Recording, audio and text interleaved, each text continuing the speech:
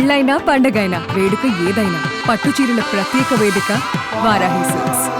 రైతులకు తెలంగాణ ప్రభుత్వం మరో గుడ్ న్యూస్ చెప్పింది. గిరిజన రైతులకు 100% సబ్సిడీతో ఉచితంగా సోలార్ పంపు సెట్లు అందించేందుకు కాంగ్రెస్ ప్రభుత్వం ఇందిర సౌర గిరిజన వికాస్ పథకాన్ని త్వరలోనే అమలు చేయనుంది. ఈ స్కీమ్ ను ఈ నెల 18న నాగర్ కర్నూలు జిల్లా అమ్రాబాద్ మండలం మాచారం గ్రామంలో సీఎం రేవంత్ రెడ్డి ప్రారంభించనున్నారు. ఈ మేరకు గిరిజన సంక్షేమ శాఖ కార్యదర్శి డాక్టర్ ఏ శరత్ ఉత్తర్వులు జారీ చేశారు.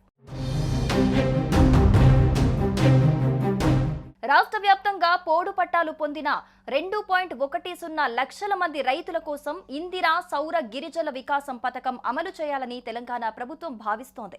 దీని ద్వారా 6 లక్షల ఎకరాల భూములకు ప్రయోజనం చేకూరనుంది.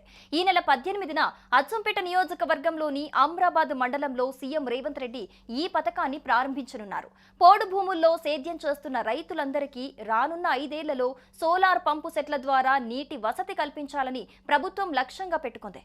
ఇందుకోసం ఒక్కో యూనిట్ కు 6 లక్షల చొప్పున ఎస్టీ ప్రత్యేక అభివృద్ధి నిధి నుంచి 12,600 కోట్లు ఖర్చు చేయనుంది. తొలి ఏడాది 600 కోట్లు, తర్వాత ఒక్కో ఏడాదికి 3,000 కోట్ల చొప్పున వ్యయం చేస్తోంది. ఈ స్కీమ్ కింద బోరు వేసేందుకు అయ్యే ఖర్చుతో పాటు మోటారు, సోలార్ ప్యానెల్ ద్వారా ఉచిత విద్యుత్ కూడా ఇవ్వనున్నారు.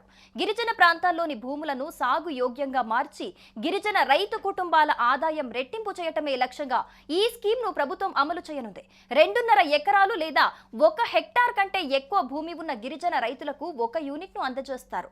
ఇంతకంటే తక్కువ భూమి ఉంటే గనక సమీపంలోని 2 నుంచి 5 మంది ట్రైబల్ రైతులతో గ్రూప్ గా ఏర్పాటు చేసి యూనిట్ శాంక్షన్ చేయనున్నారు. ఒకవేళ తక్కువ భూమి ఉండి సమీపంలో ట్రైబల్ రైతులు లేకపోతే ఆ రైతులకు వ్యక్తిగతంగా యూనిట్ శాంక్షన్ చేస్తారు.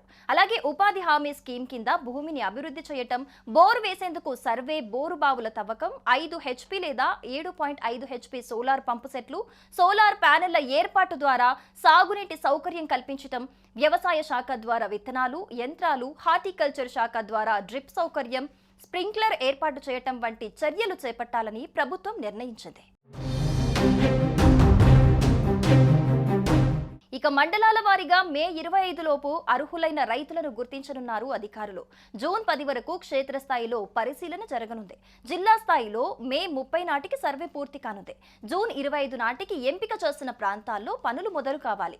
జూన్ 26 నుంచి వచ్చే ఏడాది మార్చి 31 వరకు పోడు భూముల అభివృద్ధి, బోరు బావులు, సోలార్ పంపు సెట్లకు మౌలిక సదుపాయాలు కల్పించి తద్వారా ఉద్యాన పంటల పనులు జరగనున్నాయి. ఇక జిల్లా స్థాయిలో పథకం అమలు కోసం కలెక్టర్ చైర్మన్ గా ఉండనున్నారు. పోడు భూములు ఎక్కువగా ఉన్న జిల్లాలను ఇప్పటికే గుర్తించారు. వాటిలో కొత్తగూడెం, మహబూబాబాద్, ఆదిలాబాద్, ఆసిఫాబాద్, ఖమ్మం, ములుగు, నిర్మల్, కామారెడ్డి, నల్గొండ, వరంగల్, నిజామాబాద్, భూపాలపల్లి, మంచిర్యాల, నాగర్ కర్నూలను గుర్తించారు.